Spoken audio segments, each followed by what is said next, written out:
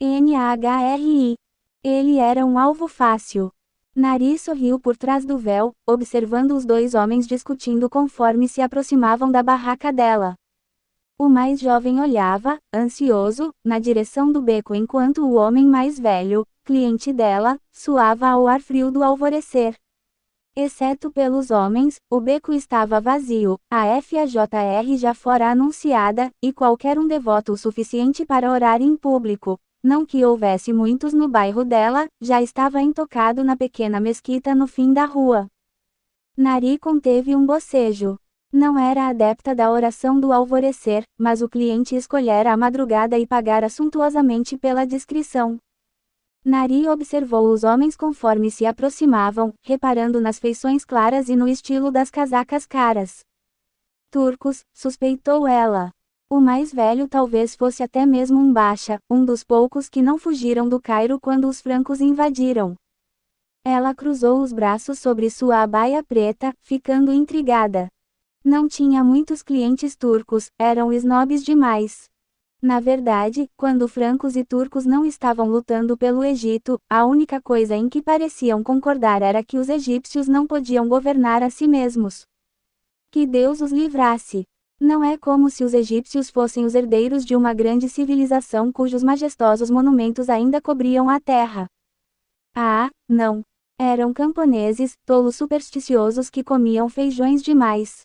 Bem, esta tola supersticiosa está prestes a te enganar e levar todo o seu dinheiro, então pode me insultar. Nari sorriu enquanto os homens se aproximaram. Ela os cumprimentou calorosamente e os levou para sua minúscula barraca, serviu ao mais velho um chá amargo feito de sementes de feno grego amassado e hortelã picada grosseiramente. Ele bebeu com rapidez, mas Nari se demorou lendo as folhas, murmurando e cantando na língua nativa dela, uma língua que os homens de forma alguma conheceriam, uma língua para a qual nem mesmo ela tinha um nome. Quanto mais se demorasse, mais desesperado ele ficaria. Mais ingênuo.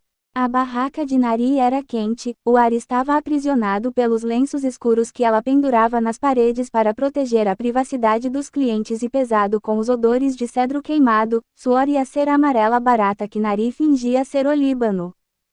O cliente amassava nervosamente a bainha da casaca, suor escorria pelo rosto vermelho dele e umedecia seu colarinho bordado. O homem mais jovem se mostrou irritado. Isso é tolice, irmão, sussurrou ele, em turco. O médico disse que não há nada errado com você. Nari escondeu um sorriso triunfante. Então eram turcos. Não esperavam que ela os entendesse, provavelmente presumiram que uma curandeira de rua egípcia mal falava árabe direito, mas Nari sabia turco tão bem quanto a sua língua nativa. E árabe e hebraico, persa acadêmico, alto-veneziano e suaíli litorâneo. Em seus 20 e poucos anos de vida, Nari ainda não encontrara uma língua que não compreendesse imediatamente. Mas os turcos não precisavam saber disso, então Nari os ignorou, fingindo estudar a borra da xícara do Bacha.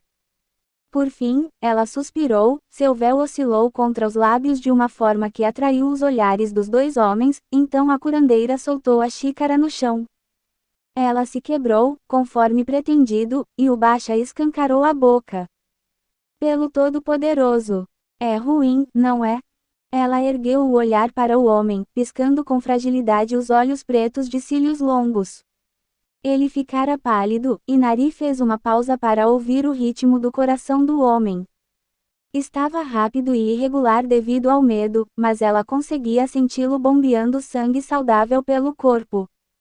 A respiração do Bacha estava livre de doença, e havia um brilho inconfundível nos olhos escuros dele.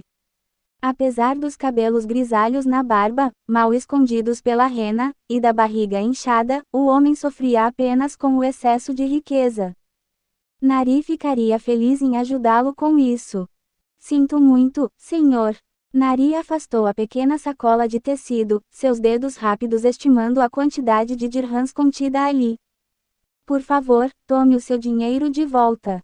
Os olhos do Bacha se arregalaram. O quê? Gritou ele. Por quê? Nari abaixou os olhos.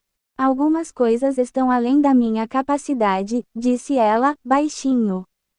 Ah, Deus, está ouvindo-a, Arslan? O Basha se virou para o irmão, com lágrimas nos olhos. Você disse que eu estava louco, acusou o homem, contendo um soluço. E agora eu vou morrer. Ele enterrou a cabeça nas mãos e chorou. Nari contou os anéis de ouro nos dedos do Basha. Estava tão ansioso para me casar. Arslan disparou um olhar de irritação para Nari antes de se voltar para o Basha. Recomponha-se, Semal, sibilou ele em turco. O Basha limpou os olhos e ergueu o olhar para Nari. Não, deve haver algo que possa fazer. Ouvi boatos, as pessoas dizem que você fez um aleijado andar apenas ao olhar para ele. Certamente pode me ajudar. Nari se recostou, escondendo o prazer. Não fazia ideia de a que aleijado ele se referia, mas Deus fosse louvado, aquilo certamente ajudaria sua reputação. A curandeira levou a mão ao coração. Ah, Senhor, me entristece tanto dar tal notícia. E ao pensar em sua querida noiva privada de tal tesouro. Os ombros do homem estremeceram quando ele soluçou. Nari esperou que Semal ficasse um pouco mais histérico, aproveitando a oportunidade para avaliar as pulseiras e os colares de ouro espesso em torno dos punhos e do pescoço do cliente.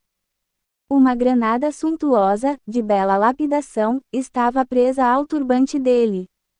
Por fim, Nari falou de novo. Pode haver algo, mas, não.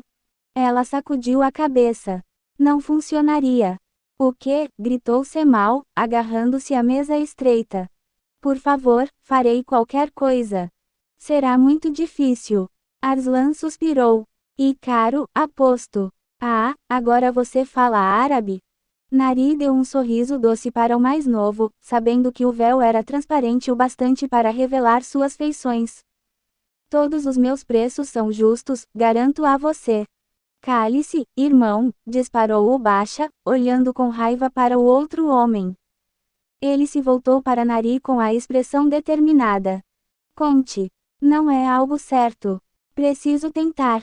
Você é um homem corajoso, disse Nari, permitindo que sua voz hesitasse. De fato, creio que sua aflição foi causada pelo olho grande. Alguém tem inveja de você, senhor. E quem não teria? Um homem com sua riqueza e beleza só poderia atrair inveja. Talvez até mesmo de alguém próximo. O olhar de Nari para Arslan foi breve, mas o suficiente para fazer as bochechas dele corarem. Deve limpar seu lar de qualquer escuridão que a inveja tenha trazido. Como? Perguntou o Basha, em tom sussurrado e ansioso. Primeiro, deve prometer seguir minhas instruções com precisão. É claro. Nari se aproximou, determinada. Obtenha uma mistura que é uma parte âmbar gris e 2 partes óleo de cedro, uma boa quantidade. Compre com Iacbi, o boticário no fim do beco. Ele tem os melhores produtos. Iacbi. Aiwa. Peça também um pouco de pó de casca de limão e óleo de noz. Arslan observou o irmão com óbvia incredulidade, mas a esperança iluminava os olhos do Basha. Então, é aqui que pode ficar difícil, mas, senhor. Nari tocou a mão dele e Semal estremeceu. Você deve seguir as minhas instruções com precisão. Sim. Pelo todo misericordioso, eu juro. Seu lar precisa ser limpo, e isso só pode ser feito se ele for abandonado. Sua família inteira deve partir, animais, criados, todos. Não deve haver viva alma na casa durante 7 dias. 7 dias, ele gritou, então abaixou a voz diante da reprovação no olhar de Nari. Aonde devemos ir? O oásis em Fayum. Arslan gargalhou, mas Nari continuou. Vá para a segunda menor nascente ao pôr do sol com seu filho mais novo, disse ela, com a voz séria. Pegue um pouco de água com uma cesta feita do junco local, recite o versículo do trono sobre a água 3 vezes, então use para sua ablução. Marque suas portas com o âmbar gris com óleo antes de partir e, quando retornar, a inveja terá ido embora. Fayum, interrompeu Arslan. Por Deus, menina, até mesmo você deve saber que estamos em guerra. Consegue imaginar Napoleão ansioso para permitir que qualquer um de nós deixe o Cairo para uma caminhada inútil pelo deserto? Cale-se. O Baixa bateu na mesa antes de se voltar novamente para Nari. Mas tal coisa será difícil. Nari espalmou as mãos. Deus provê. Sim, é claro. Faium será, decidiu ele, parecendo determinado. Então meu coração será curado. Ela fez uma pausa, era com o coração que ele estava preocupado. Com a vontade de Deus, Senhor. Peça para que sua nova esposa coloque o pó do limão com óleo no seu chá vespertino durante o próximo mês. Não faria nada contra o problema inexistente no coração, mas talvez o hálito dele agradasse mais a esposa. Nari soltou a mão do cliente. O Baixa piscou, como se tivesse sido libertado de um feitiço. Ah, obrigado, querida, obrigado. Ele empurrou de volta a sacolinha de moedas e então tirou um anel de ouro pesado do mindinho e o entregou também. Que Deus a abençoe. Que seu casamento seja fértil. O Baixa se levantou com dificuldade. Devo perguntar, criança, de onde vem seu povo? Tem um sotaque do Cairo, mas há algo a respeito de seus olhos. Ele parou de falar. Nari contraiu os lábios, odiava quando as pessoas perguntavam qual era sua ascendência. Embora não fosse o que muitos chamariam de bela, anos vivendo nas ruas a deixaram muito mais magra e suja do que os homens em geral preferiam, os olhos grandes e as feições delineadas em geral lhe garantiam um segundo olhar. E era esse segundo olhar, o que revelava uma cabeleira preta como a madrugada e olhos incomumente pretos, sobrenaturalmente pretos, ouvir a Nari certa vez, que provocavam perguntas. Sou tão egípcia quanto o Nilo, assegurou a jovem. É claro. O Baixa levou a mão à testa. Em paz. Ele se abaixou sob a porta para partir. Arslan ficou para trás, Nari conseguia sentir os olhos dele sobre si enquanto recolhia o pagamento. Sabe que acaba de cometer um crime, não sabe? Perguntou Arslan, em tom desafiador. Como é? Ele se aproximou. Um crime, sua tola. Bruxaria é crime sob a lei otomana. Nari não conseguiu se conter, Arslan era apenas o último em uma longa fila de oficiais turcos empertigados com os quais precisara lidar enquanto crescia no Cairo sob o governo otomano. Bem, então suponho que tenho sorte de os francos estarem no comando agora. Foi um erro. O rosto de Arslan ficou imediatamente vermelho. Ele ergueu a mão e Nari se encolheu. Os dedos dela instintivamente pressionaram o anel do Baixa. Uma ponta afiada lhe cortou a palma da mão. Mas Arslan não bateu em Nari. Em vez disso, ele cuspiu aos pés dela. Deus é minha testemunha, sua bruxa larápia. Depois que tirarmos os franceses do Egito, imundícies como vocês serão os próximos. Arslan lançou outro olhar cheio de ódio para Nari e então partiu.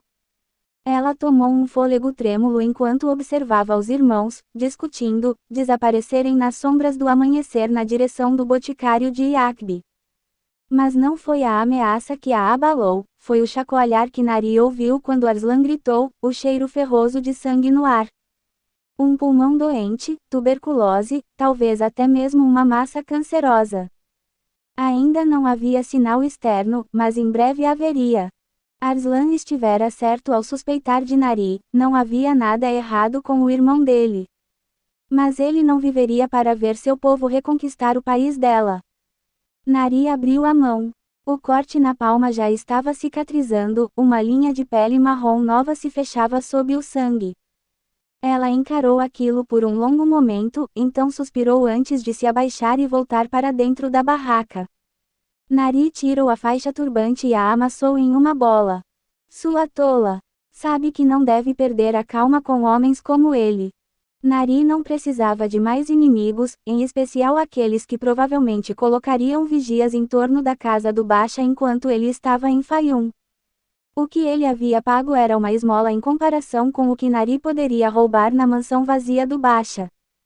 Não roubaria muito, estava fazendo seus truques a tempo o suficiente para evitar as tentações dos excessos.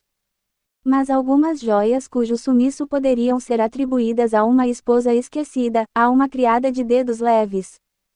Quinquilharias que não teriam significado nada para o Baixa, mas um mês de aluguel para Nari. Essas ela levaria. Resmungando outro palavrão, Nari enrolou o tapete de dormir e soltou alguns tijolos do chão. Colocou as moedas e o anel do baixa no buraco raso, franzindo a testa para sua minguada poupança. Não é o suficiente. Jamais será o suficiente. Nari recolocou os tijolos, calculando o quanto ainda precisava para pagar o aluguel e os subornos do mês, os custos inflacionados da profissão cada vez menos agradável.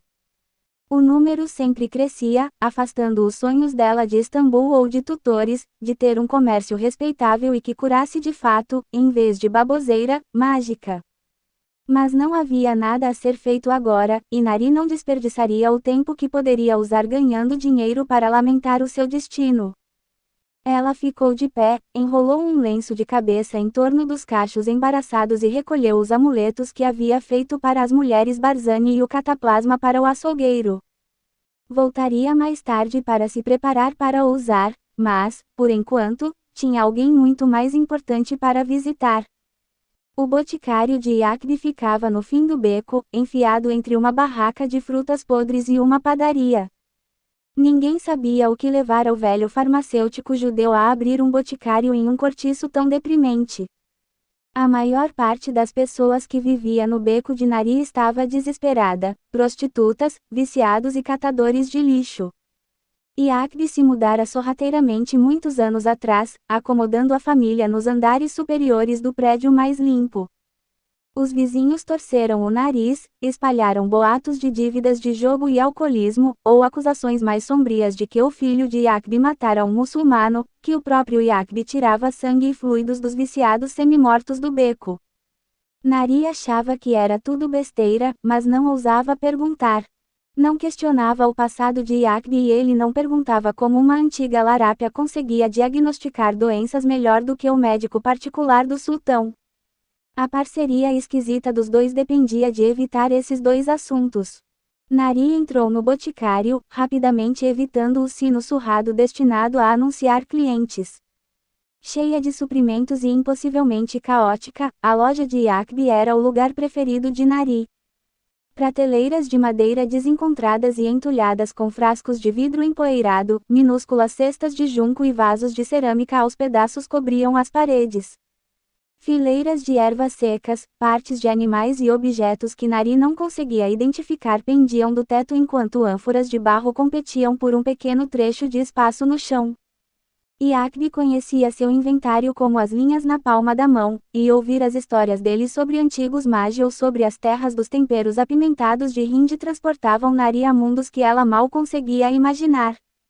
O farmacêutico estava debruçado sobre a bancada de trabalho, misturando alguma coisa que emanava um cheiro forte e desagradável. Nari sorriu ao ver o velho com os instrumentos ainda mais velhos. O almofariz de Yakbi sozinho parecia algo do reinado de Salah ad-Din. Sabah el-Air, cumprimentou Nari. Yakbi emitiu um ruído de surpresa e olhou para cima, batendo com a testa em uma trança de alho pendurada. Depois de afastá-la, ele grunhiu. Sabah el-Nor. Não pode fazer algum barulho quando entra. Quase me matou de susto. Nari sorriu. Gosto de surpreender você. Yakbi riu com escárnio. De me assustar, você quer dizer. Fica mais parecida com o diabo a cada dia. Isso é algo muito grosseiro de se dizer a alguém que te trouxe uma pequena fortuna esta manhã. Nari se apoiou nas mãos para subir na bancada de Yakbi. Fortuna. É assim que chama dois oficiais otomanos discutindo e batendo a minha porta ao alvorecer? Minha mulher quase infartou. Então compre uma joia para ela com o dinheiro. Yakbi sacudiu a cabeça. E âmbar gris. Por sorte ainda tinha um pouco no estoque. O que houve, não conseguiu convencê-lo a pintar a porta com ouro derretido? Nari deu de ombros, pegou um dos vasos próximos ao cotovelo de Yakbi e cheirou levemente. Parecia que eles podiam pagar. O mais jovem tinha muito a dizer a seu respeito. Não se pode agradar a todos. Nari pegou outro vaso, observando enquanto Yakbi acrescentava sementes de noz da Índia ao almofariz. O farmacêutico soltou o pilão com um suspiro, estendendo a mão para pegar o vaso, que Nari devolveu com relutância. O que está fazendo? Isto. Ele voltou a triturar as sementes. Um cataplasma para a mulher do sapateiro. Tem sentido tonteiras. Nari observou por mais um momento. Isso não vai ajudar. Ah, é mesmo? Diga-me mais uma vez, doutora, com quem treinou? Nari sorriu, e Akbi odiava quando ela fazia aquilo. Nari se voltou para as prateleiras, buscando o jarro familiar. A loja era uma confusão, um caos de vasos sem rótulos e suprimentos que pareciam criar pernas e se mover sozinhos. Ela está grávida, disse Nari por cima do ombro. Então pegou um frasco de óleo de hortelã-pimenta, jogando longe uma aranha que andava em cima dele. Grávida. O marido não disse nada. Nari empurrou o frasco na direção de Yakbi e acrescentou uma raiz retorcida de gengibre. Está cedo. Eles provavelmente ainda não sabem. Yakbi olhou com seriedade para a jovem. E você sabe? Pelo misericordioso, você não. Ela vomita tão alto que acorda Shaitan, maldito seja. Ela e o marido têm 6 filhos. Era de se pensar que conhecêssemos sinais a esta altura. Nari sorriu, tentando confortar Yakbi. Prepare um chá disso aqui para ela. Não te ouvi. Bia, vovô, você também não me ouviu entrar. Talvez a culpa seja dos seus ouvidos. Yakbi afastou o almofariz com um ruído de irritação e se virou para o canto dos fundos, onde guardava o dinheiro. Queria que parasse de bancar Musa bin Maimon e encontrasse um marido. Não é velha demais, sabe? Yakbi pegou o baú, as dobradiças rengueram quando ele abriu a tampa surrada. Nari gargalhou. Se você conseguir encontrar alguém disposto a se casar com alguém como eu, levaria todas as casamenteiras do Cairo à falência. Nari tateou a variedade de livros, receitas e frascos na mesa, buscando a pequena caixa esmaltada em que Yakbi guardava balas de gergelim para os netos, até que finalmente a encontrou sob um livro de contas empoeirado. Além do mais, continuou ela, tirando 2 balas de dentro, gosto de nossa parceria. Yakbi entregou uma sacolinha a Nari. Ela percebeu pelo peso que era mais do que a parte habitual. Começou a protestar, mas Yakbi a interrompeu. Fique longe de homens como aquele, Nari. É perigoso. Por quê? Os francos estão no comando agora. Nari mastigou a bala, subitamente curiosa. É verdade que mulheres francas saem nuas pelas ruas? O farmacêutico sacudiu a cabeça, acostumado com a impertinência dela. Francesas, menina, não francas. E que Deus aguarde de ouvir tal malícia. Abu Talha disse que o líder deles tem pé de cabra. Abu Talha deveria se ater a consertar sapatos. Mas não mude de assunto, disse ele, exasperado. Estou tentando alertá-la. Me alertar? Por quê? Nunca nem mesmo falei com um franco. Não era por falta de esforço. Nari havia tentado vender amuletos para os poucos soldados franceses que encontrara, e eles recuaram como se ela fosse algum tipo de cobra, fazendo observações condescendentes em uma língua estranha sobre as roupas dela. Yakbi a encarou. Você é jovem, disse o farmacêutico, em voz baixa. Não tem experiência com o que acontece com pessoas como nós durante uma guerra. Pessoas que são diferentes. Deveria manter a cabeça baixa. Ou melhor ainda, partir. O que aconteceu com seus grandes planos de Istambul? Depois de contar a poupança naquela manhã, a simples menção da cidade a deixou amarga.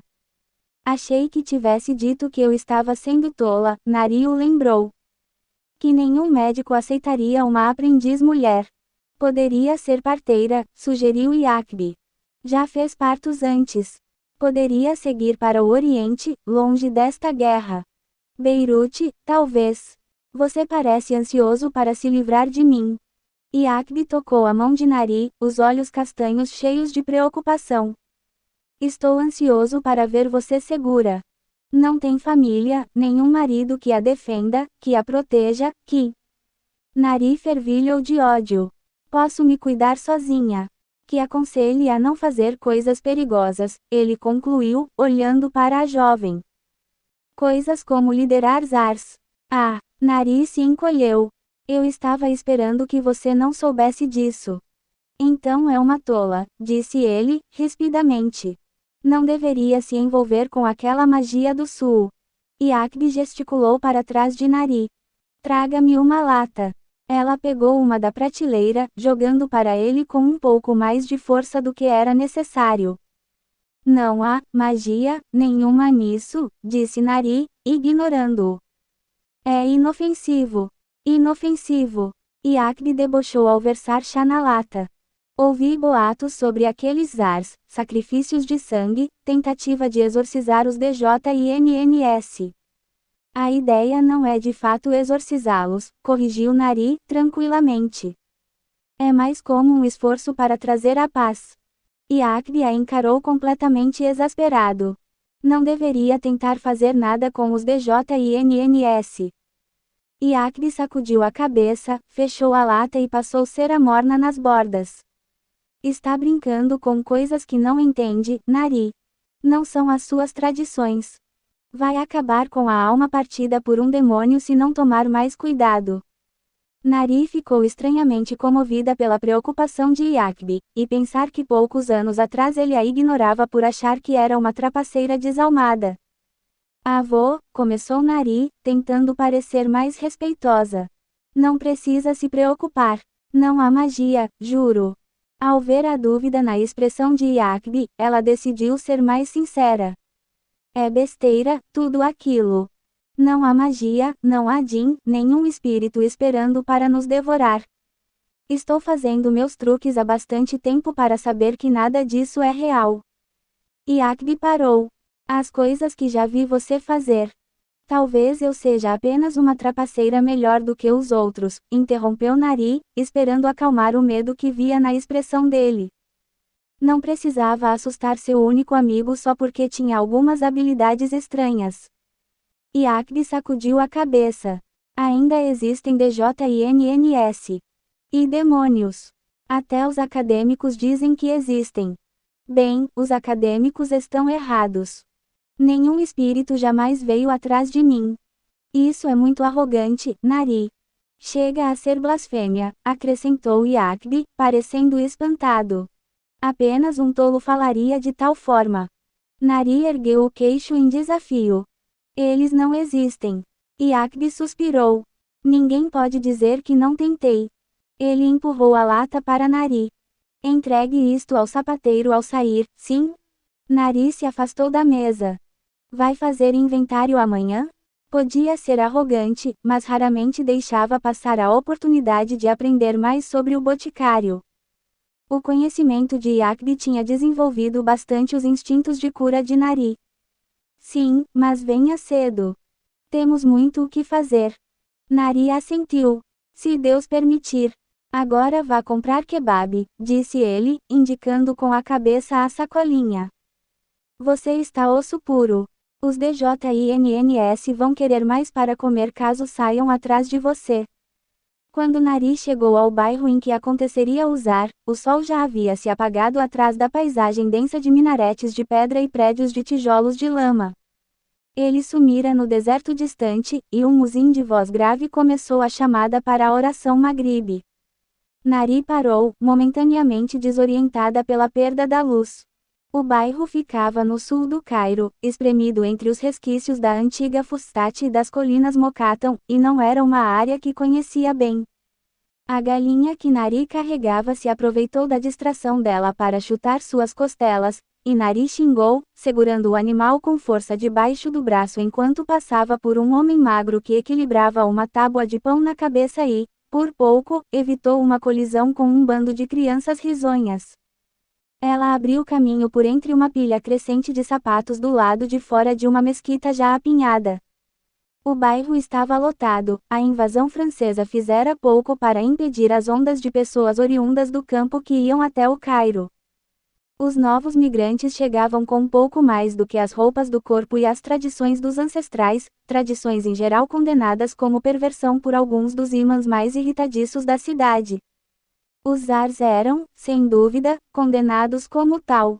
Como a crença em magia, a crença na possessão era bastante disseminada pelo Cairo, e culpada por tudo, desde o aborto espontâneo de uma jovem esposa até a demência duradoura de uma senhora. Cerimônias Zar eram feitas para aplacar o espírito e curar a mulher afligida. Embora Nari não acreditasse em possessão, o cesto de moedas e a refeição gratuita recebidos pela Kodia, a mulher que liderava a cerimônia, eram tentadores demais para recusar. Então, depois de observar inúmeras delas, Nari começou a oferecer a própria, apesar de extremamente abreviada, versão. A cerimônia daquela noite seria a terceira organizada por ela. Nari se encontrara com uma tia da família da garota afligida na semana anterior e combinara de fazer a cerimônia em um pátio abandonado perto da casa delas. Quando a curandeira chegou, as musicistas dela, Shanzi e Hana, já estavam esperando. Nari as cumprimentou calorosamente. O pátio tinha sido varrido, e uma mesa estreita, coberta com um tecido branco, fora disposta no centro. 2 bandejas de cobre estavam de cada lado da mesa, cheias de amêndoas, laranjas e tâmaras. Um grupo de tamanho considerável tinha se reunido, os membros do sexo feminino da família da garota afligida, assim como cerca de uma dúzia de vizinhos curiosos. Embora todos parecessem pobres, ninguém ousaria ir a um zar de mãos vazias. Seria um bom ganho. Nari chamou uma dupla de meninas pequenas. Ainda jovens o bastante para achar a coisa toda incrivelmente animadora, elas correram até a curandeira, com os rostinhos ansiosos. Nari se ajoelhou e acomodou a galinha que carregava nos braços da mais velha. Segure-a firme para mim, tudo bem? Pediu Nari. A menina assentiu, parecendo importante. Ela entregou a cesta para a mais jovem. Era uma graça, com olhos escuros grandes e cabelos cacheados esticados por tranças desarrumadas. Ninguém conseguiria resistir a ela. Nari piscou um olho. Certifique-se de que todos coloquem algo na cesta. Nari puxou uma das tranças da menina e então gesticulou para que as duas se fossem antes de voltar a atenção para o motivo pelo qual estava ali. O nome da menina afligida era Bazeema. Ela parecia ter cerca de 12 anos e fora colocada em um longo vestido branco. Nari observou quando uma mulher mais velha tentou amarrar um lenço branco nos cabelos da jovem. Bazeema revidou, o olhar selvagem, as mãos se debatendo. Nari conseguia ver que as pontas dos dedos da garota estavam vermelhas e feridas onde ela havia roído as unhas. Medo e ansiedade irradiavam da pele de Bazeema, e Kajal manchava as bochechas dela, onde a jovem tentara esfregar a pintura dos olhos. Por favor, querida, suplicou a mulher mais velha. A mãe dela, a semelhança era óbvia. Só estamos tentando ajudar você. Nari se ajoelhou ao lado das duas e pegou a mão de Bazeema. A menina ficou imóvel, apenas os olhos dela disparavam de um lado para outro. Nari a puxou de pé cuidadosamente.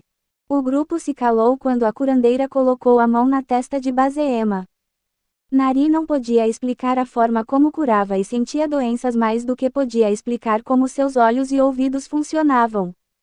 As habilidades faziam parte dela há tanto tempo que simplesmente parara de questionar sua existência.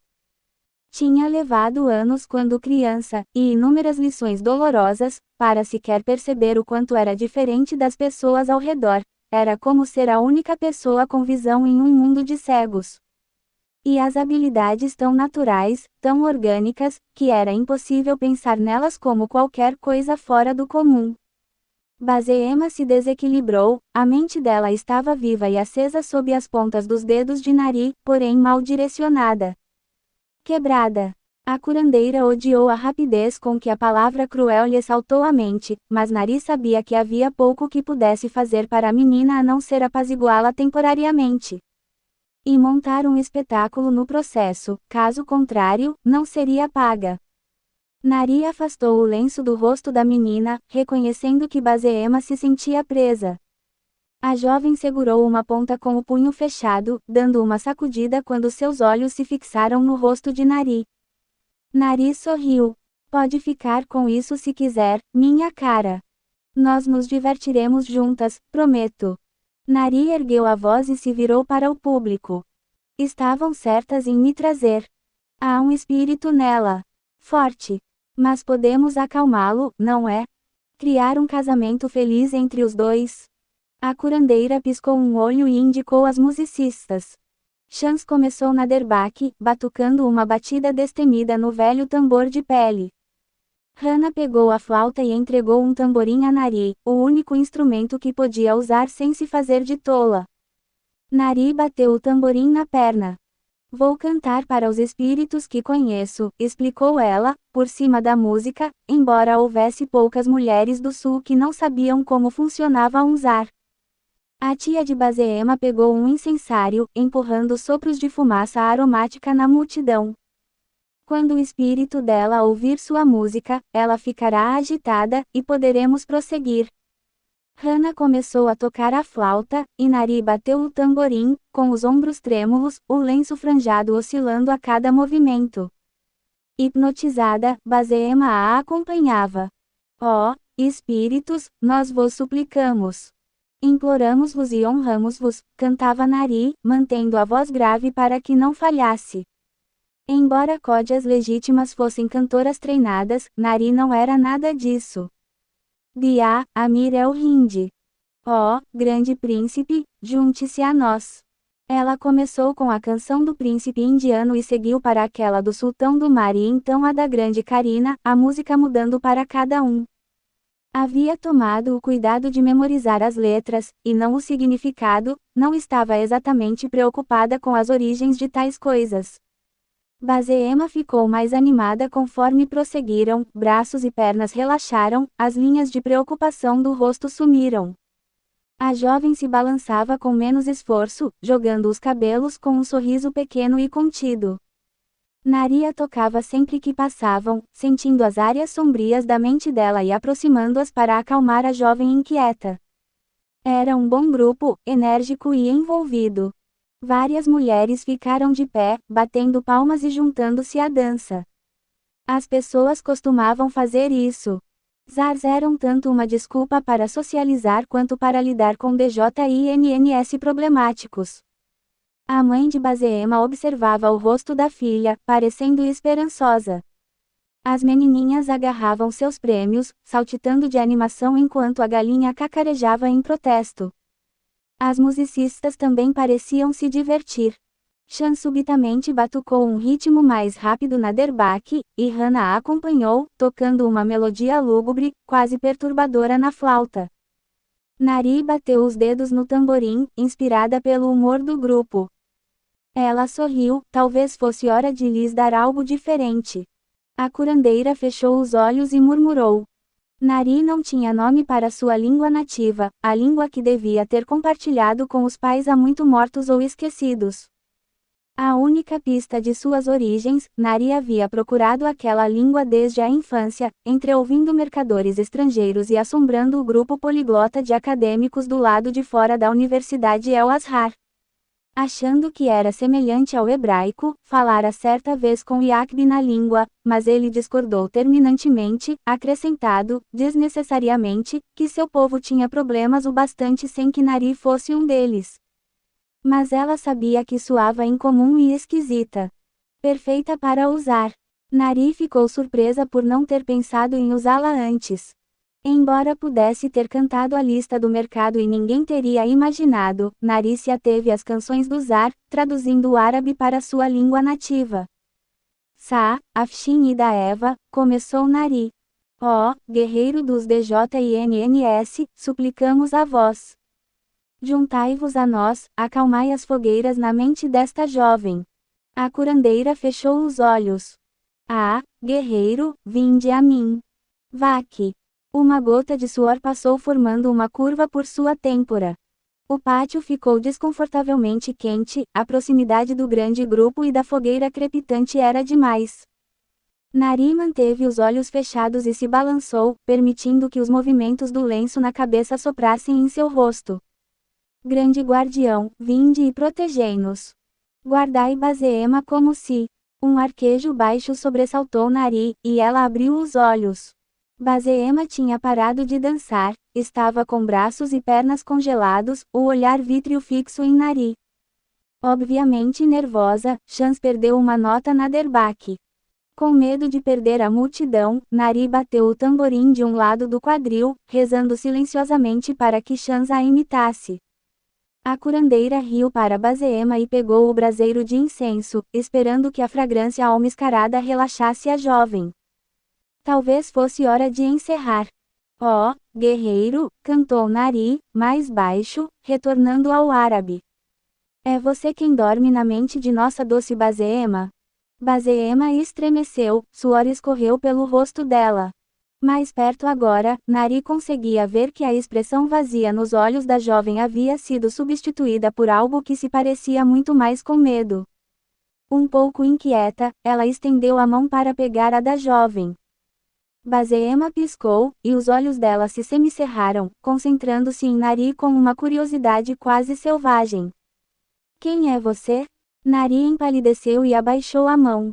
Os lábios de Bazema não tinham se movido, mas ela ouviu a pergunta como se tivesse sido gritada em seu ouvido.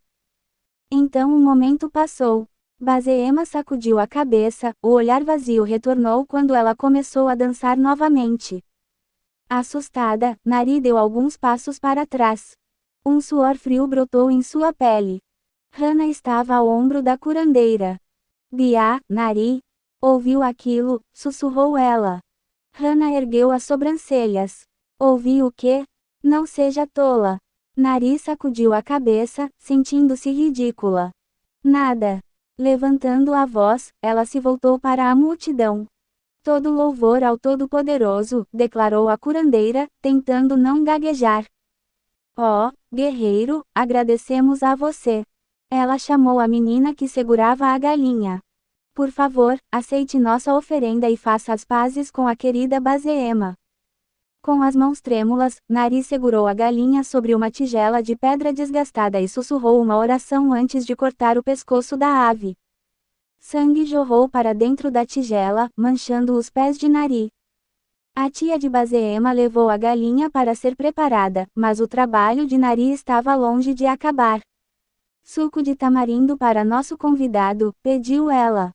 Os DJINNS gostam do sabor azedo. Nari forçou um sorriso e tentou relaxar. Chans trouxe um pequeno copo do suco escuro.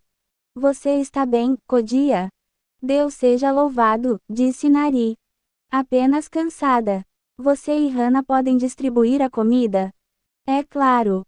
Bazema ainda estava se balançando, com os olhos semicerrados e um sorriso onírico no rosto.